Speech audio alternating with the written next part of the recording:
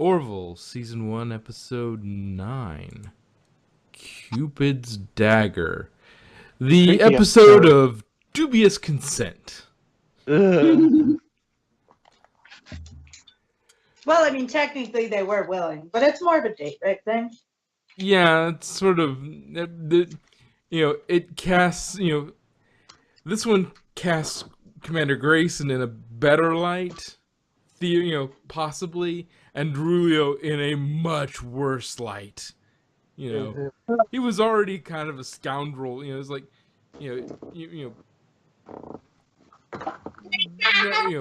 a homewrecker. But on top of that, now is some dubious consent.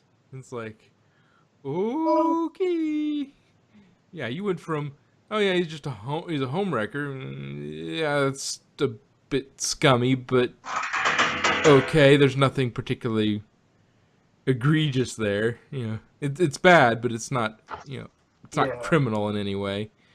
But then you find out about, the pheromones, and it's like, yeah, that makes the consent a little dubious, doesn't it? Yeah. So, and of course it's considered the height of rudeness to deny somebody that. Mm-hmm. Sure. That seems like something, an actual rape culture, not some feminist thing.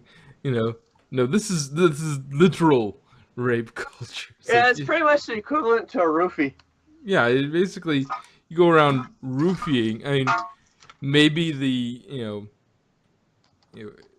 they have greater resistance against their own pheromones, and just it works more efficiently against non-Durulians. I'm gonna call them because I don't know what their I forget what their race is called, but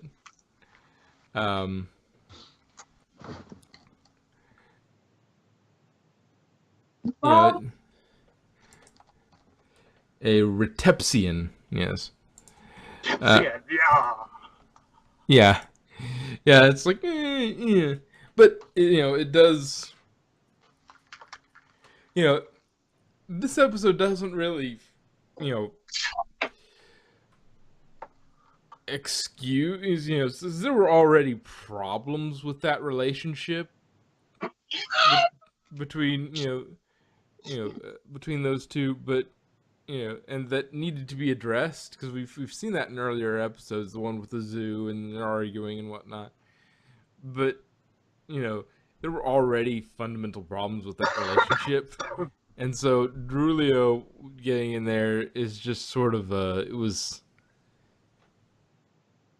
it sort of cut it off before it had any chance of fixing those problems. Yeah. So I guess we'll see in season 2 if they do anything with that. Because there'll be the Ross and Rachel will they won't they sort of thing for the rest of this show. Maybe they won't. Maybe they'll come. You can't take anything said at any given time in this sort of thing too seriously. And maybe it'll just be a will they, won't they, the entire series. Yeah. And then the last episode ends with a wedding or something. Maybe a little of both. Yeah. Between Yaphet and the doctor.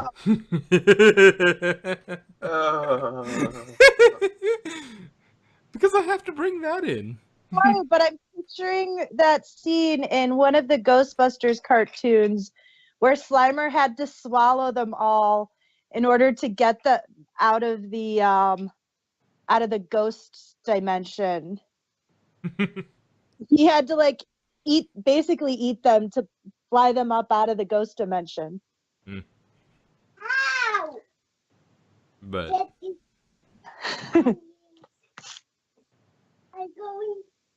Yeah, and we found out that also. Oh, well, that's another dubious consent. I mean, you can't blame Yaphet Well, for it necessarily because he didn't know what was going Yeah. on. He was just like, he "Oh, was just well, confused. He was like, "Whoa, wait, you want this? Dude, okay." Yeah, he had no idea. I'm game." Yeah, yeah. So I mean, she's just okay. it's yeah, it's less of a problem with him, more of an extension of the problem from Derulio. But so yeah, we also we also found out that Bortus can is prepared to sing karaoke, but he gets cut off. Thankfully. Poor Mortis. I'm sorry to interrupt you in your free time. No, no, no. You have perfect timing. I want to see. I want to hear Bortus sing "My Heart Goes On." Yes, my heart will go. That would have been a great like sort of web extra thing to throw out there. Just Yeah.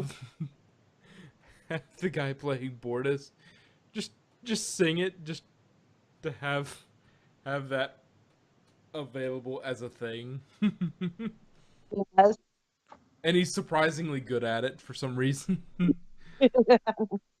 Maybe I have it in the deleted scenes on the DVD extra. I doubt that. I bet it would be a deleted scene considering they chained it together like that, but Oh, I mean, like after they left, the rest of them are like, Bortis, Bortis, shut up, it's time to sing. oh yeah, like they like you never hear him sing, but you like they come back down. They come back down, and everybody's like, "Yeah!" Bortus is like, I am considered on my plan somebody with a very good voice," and everybody's just enthralled by it. You never hear him sing. It's a bit like Morn, where everything you hear about him is he's like, oh, he'll talk your ear off. He never shuts up, but you never see him talk. And that could just be that would be a funny running gag. Bortus can actually sing really well. You just never hear it. And they mentioned later on, so Bortis, karaoke tonight, right? Last time, the females of the crew got a little too excited after my performance, and some of the males as well. I have been banned. I caused problems with couples. Go ahead. Bortis, Bortis. Jack was in the background in the window chanting Bortis, Bortis. Yes. Those are all. I love those little subtle running gags that don't make any sense, but it's just like that way they don't have to actually they don't have to actually ever show him singing, or that would be a funny way of doing this entire series. You constantly hear how Bortus is just this amazing singer, but every time you get called away, to pull them away from hearing him sing, and the last like second of the last episode of the series, they're at those two a wedding. Who it is, we'll see. We'd see, but like, and the last bit is they hand Bortus the mic, and just as he's about to sing, he lifts the microphone up. It cuts to the credits.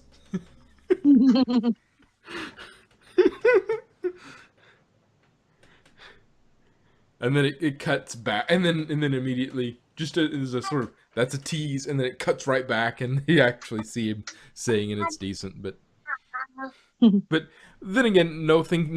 If you build up the thought of he's a really good singer without actually ever showing him, everybody can imagine. It's the thought of never. It's like in a horror movie, never actually seeing the monster, just hearing what it does. You see a vague shadow, something like that, where you don't know exactly what it is, so you're able to imagine it as scary, whatever's the most scary thing you can think of. It'd be the same thing as that, except for the other way around. You don't know what it sounds like for him to sing, but you can imagine the best possible situation. And it doesn't matter whether the guy who plays Bortus can sing or not, because it's just it's a acknowledged sort of thing out there that says, yeah, Bortus can sing. We never hear him sing. We never hear him more than talk, but apparently he's very talkative. Oh, I like that. But Anyways, back to the actual episode. Yeah, rather than prospective funny things they could have done. Instead of going on a half an hour about Bortus's presumed beautiful voice. We gotta fill the time somehow.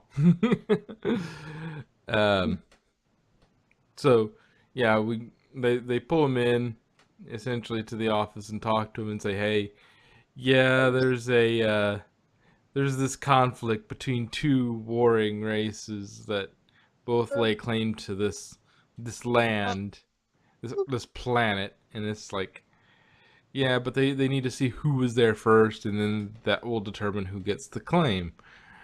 And it's like, okay, and everything's okay. Well, this is, up until this point, like, if you didn't know the title of the episode and you didn't see any previews for it, it's like, okay, this is a fairly standard trying to negotiate between two. It's already a thing, trying to negotiate two species that hate each other. And so that would have been a good enough episode in and of itself. But and even with that title and the negotiations, there could be like a little Romeo and Juliet thing going, Yeah, I could have done that as well.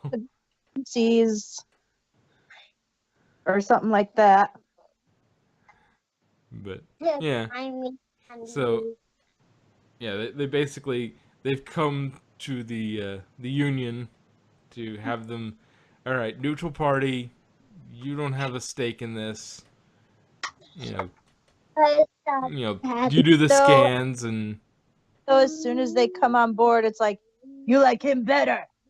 Yeah, there is that. It's like, we suspect that there's been tampering, and that the results have been effective and biased by the other side. It's like the whole time. Why did you come to us?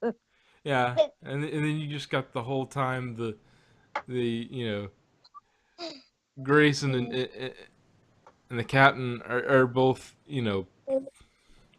Mercer and Grayson are both sort of absolutely falling over themselves over Derulio. It's like, you are not paying attention to us. We are very angry. It's like, chill, love, dude. Shake it up with my second in command. I'm on a date. I mean, bro date. Totally a bro date. Thing, yes. Hey, Kelly, there's some guys over here want to talk to you about something. So, Derulio. Yeah. I will plug. I guess Mercer's, he's a 51st century kind of man. Well, I mean, he's just been corrupted by the yeah. Oh yeah, there's no telling whether he's just it's just the stuff, the pheromones, or whether he is just he's a Harkness type. Just I think his best friend's reaction kind of sold it. That kind of said it all. Well, maybe he didn't tell him. maybe You're into maybe he's God, got I some didn't- few things that happened at the academy that he never told him. Maybe, like maybe. didn't know you swing. No, it's nothing like that. But yeah. Either way, it turns him into a 51st century kind of man. Aliens, men, women, aliens. It's all good. I like that out you Uh, I wake her up. And then poor Kelly is like, wait, you chose him over me? Damn it. yeah, just all sorts of devastated, and it looked like I think it was it a chocolate muffin or something she was eating.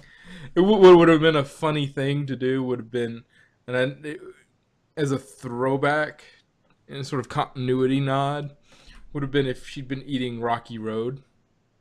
Yeah. That would have been a funny continuity nod. If literally anytime anybody's upset and they're eating comfort food, it's Rocky Road ice cream.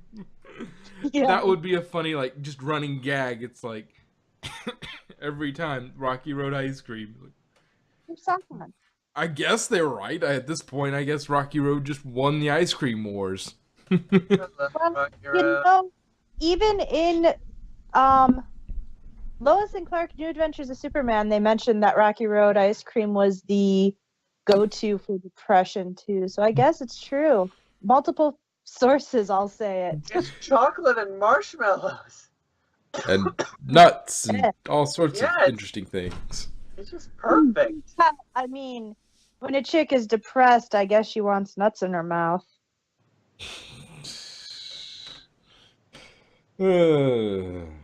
Lovely. Moving on. Moving swiftly on. Let's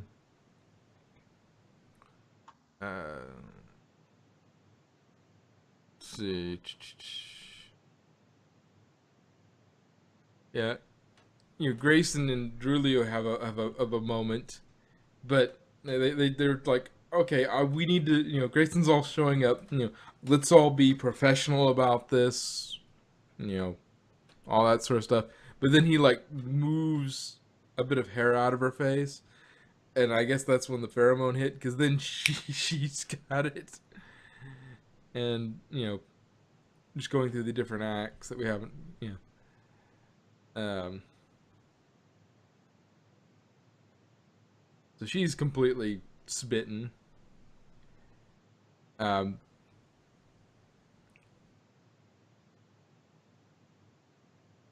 It's just, yeah,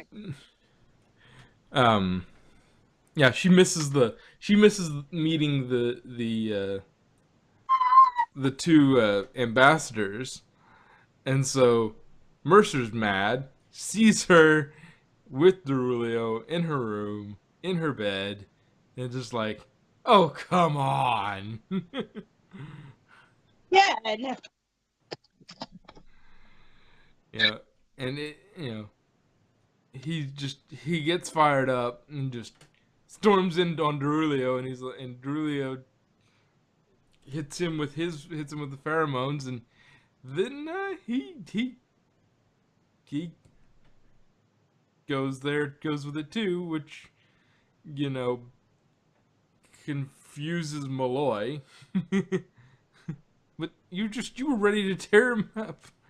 It's like, eh. He's not so bad. He's actually a really nice guy. And I mean, did you see how cute he is with that? It's like, dude, you.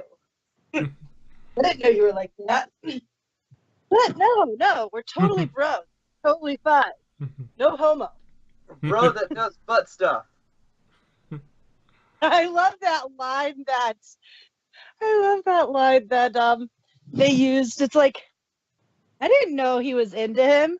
Oh, maybe he's into him, or Derulio's into him. I don't want details.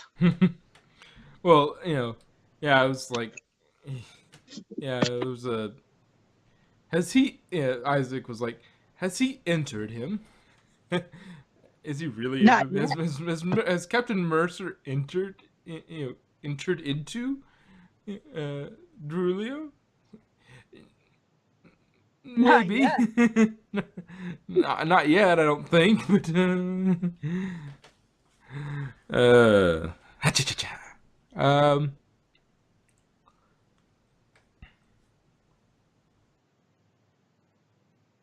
Yeah, the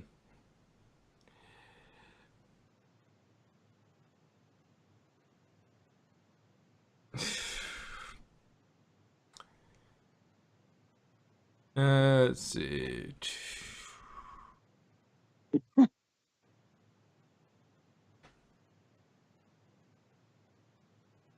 Let's see, what was it?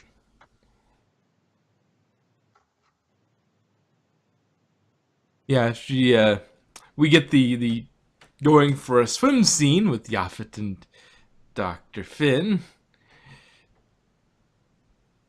which was what something nauseating. it'll be impossible to unsee. Yeah. I'd almost completely forgot about it. You will feel the pain.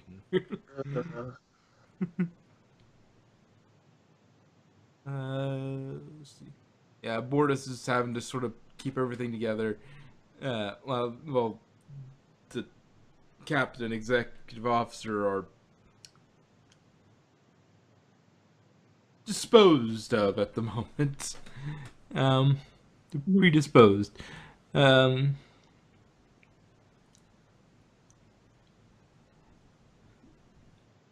And we finally, up to this point, Catan comes and sees Derulio. Is like, she's the only one like thinking straight on this. It's like she's the only one's thinking straight on this. And it's like, yeah, this stuff didn't start until you came on board, and then we find out that he's in heat. Which explains all the weirdness. Also kinda creepy. At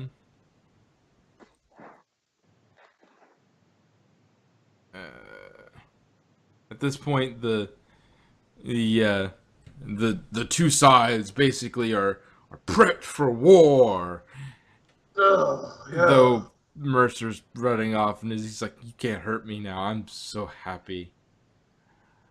Julio picked me over you. Ha ha ha ha. I'm so happy." And happy and gay. and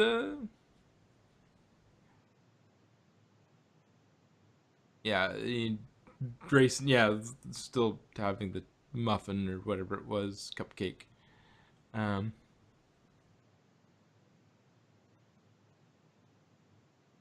They try and, technobabble a solution by putting up a barrier between the two sides, but Yaphet's being held at gunpoint by Dr. Finn because she wants her some slime. It's like, so, wham bam, thank you, ma'am, huh? And so he can't get in there and fix the conduits as needed. So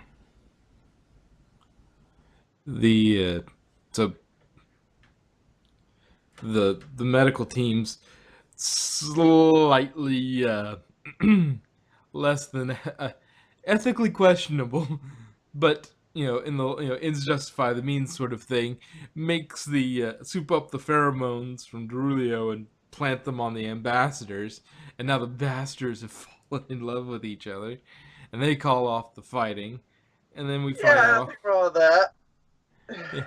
Yeah, and then we find out that the birthing pot that they found actually means that they have a common ancestor.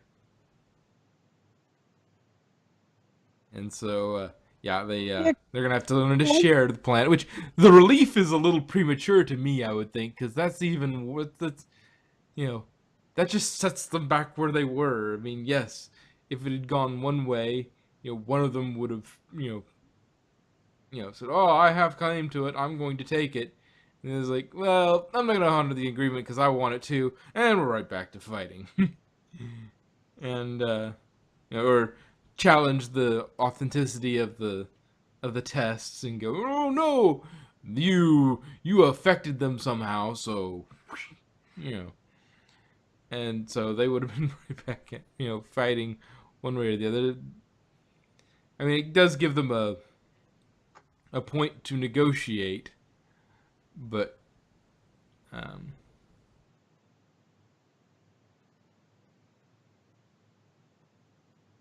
yeah, it's just. But that was, let's see. So it was premature celebration. Yeah, it was a little bit of a premature celebration about, it's like you still have a lot of negotiation. You want these two groups, even if they agree that, oh, we have a common ancestor, so we both have claims to the planet.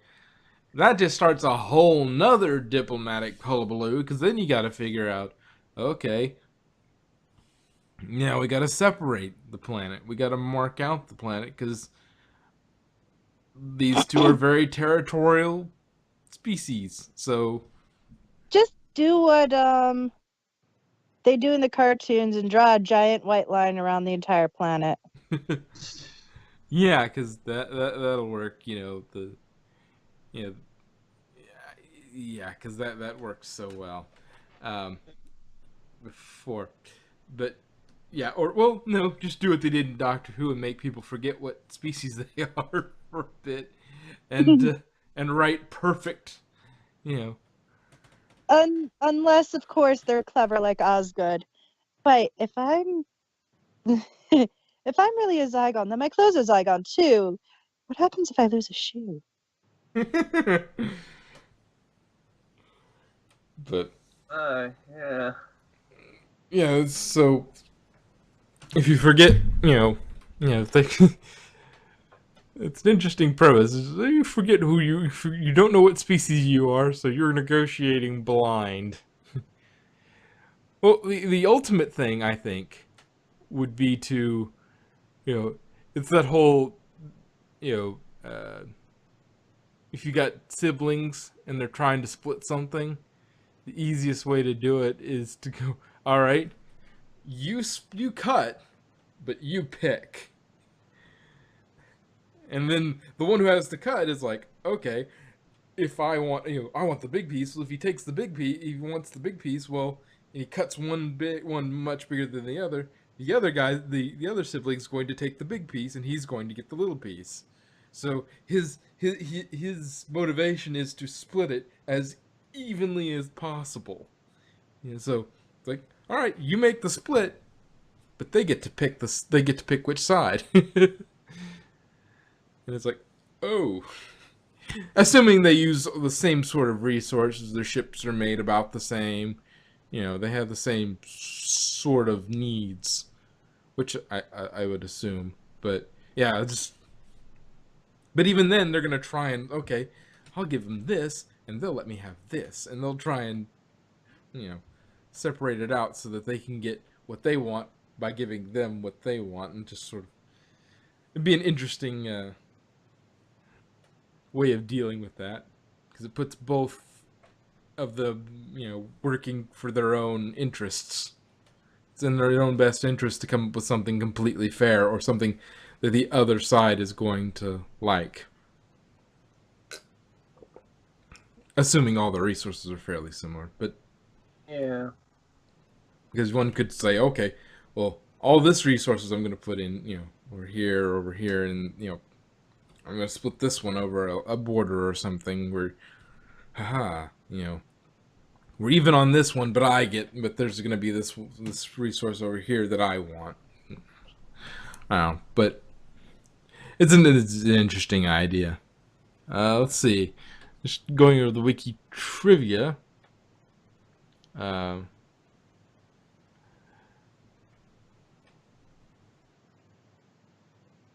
there are apparently two Olympias, or the writing crew really likes Olympia because the ship they get.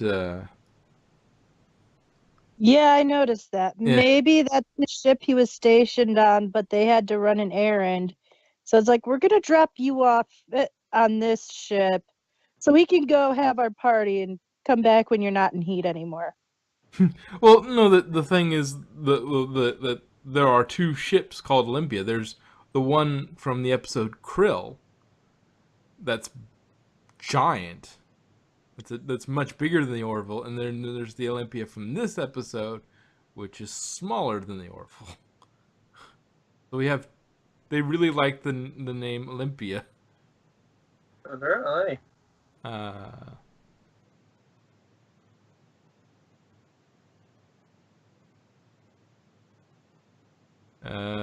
let's see.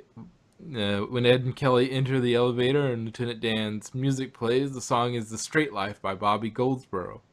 Just as Ed finishes boasting how he wound up with the man Kelly cheated with, Goldsboro sings "Leaving the Straight Life Behind."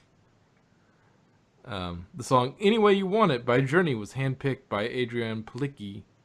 I'm probably beating that name up pretty severely, for her karaoke performance as Kelly Grayson. Palicki was initially petrified of singing and refused. McFarlane assuaged her by suggesting she pick something from Journey's discography. Put my tongue back in. Discography. Yes. Palicki was drunk while singing. During a March 20th, 2018 Season 2 sneak peek of the Orville to members of the Academy, drinks of Cupid's Dagger were served. The description was bourbon, splash bitters, simple syrup, orange wheel, and cherry garnish. References: Kelly sings Journey's "Any Way You Want It" at karaoke. Fortis almost sings "My Heart Will Go On" from the movie Titanic, until the crew is interrupted by a message from Admiral Halsey. The actor of Halsey, Victor Garber, acted in Titanic. Yaphet attempts to woo Claire by playing the Ramones' "I Want to Be Your Boyfriend." Kelly listens to "It's Too Late" by Carole King as she weeps in her quarters. Paralleling the opening of Old Wounds, Ed walks in on Kelly in bed with Drewley, who again sprays blue liquid over the two of them. And that's the end of their Trivia. their references and trivia. But yeah, And somebody abs yellow. It was a funny and embarrassing episode. with some really squicky stuff if you start to think about it too much. Yeah. It's like, this is one of those episodes, don't think too much about it, or you'll things will get worse and worse the more you think about it. Yeah. It's like you've drugged two ambassadors to stop a war. Derulio makes a date rape drug, essentially. He is date rape drug essentially. Yes, he his pheromone produces a natural one of those. Especially, and it would be one thing if the pheromone was airborne, but it's not. It has to be, on contact. So it's it changes. At least for he did that intentionally for the two of them. Yeah, well, it's at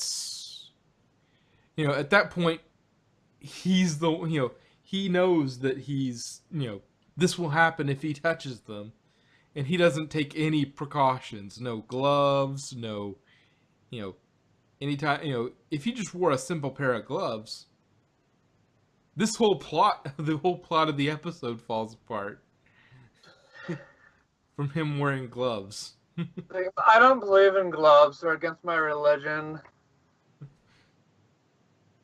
Didn't your mama ever tell you to wear protection? Yeah. Yeah, and he would probably have an idea of when his heat cycle was going to go into effect, and go, okay, yeah, I might have caused some problems, some social problems, so I'm going to take these latex gloves and I'm going to wear them the entire time. That way I can shake hands with anybody I like, and I'm not going to suddenly make them fall in love with me or fall in love with other people for a few days until they wear off, which could still cause problems. But yes. Although, to be fair, it really was an accident with Yaphet. Oh yeah, Yeah. Yaphet was, but he He could didn't have. mean to touch Yaphet. He didn't realize Yaphet would absorb him. Well, probably wasn't thinking about, that Yaphet seemed to be unaffected by it. He was just sort of a carrier. Yeah. So he didn't really think about. He didn't intentionally drug him the way clearly intentionally drugged the others. Yeah, because I The mean, others, that you was. you have to you have to think to touch them, and well, even if he'd worn gloves, the only thing he really picked up was he picked up the flowers, left his pheromones on the flowers, and then Yaphet picked up the flowers and went and saw Dr. Finn. And so if he had been wearing gloves, that whole story doesn't happen either. Yep. And we get to erase. We would be able to get rid of that, erase that swimming scene from our Yeah. collective memories. Wait, no, I thought slime dude, Yaphet or whatever, I thought he got affected when he stepped in him. No, no, No. no. He did get he didn't get infected, but it was stepping in him that transferred it.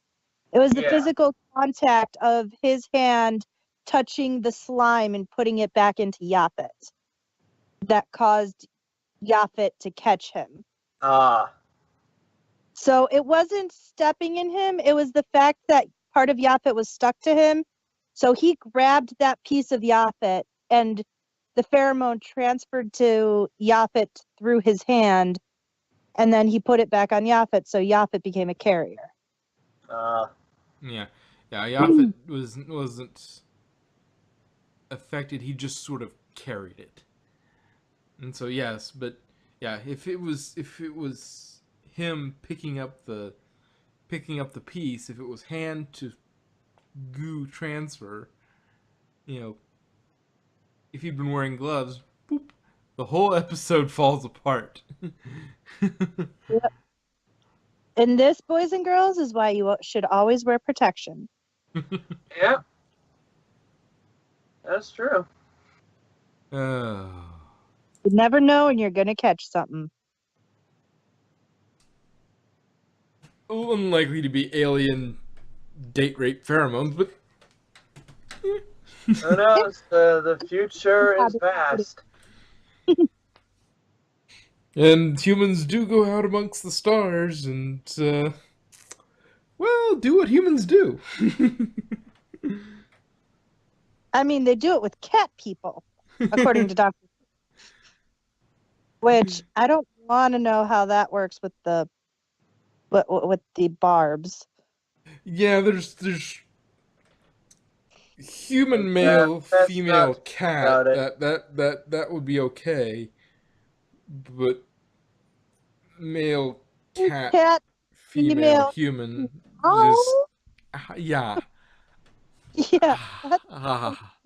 Again, Ouch. not good to think about it. No. That's not what they mean when they say getting you some pussy. Yeah. No. Just, no. Yeah. Anyway, on that bombshell,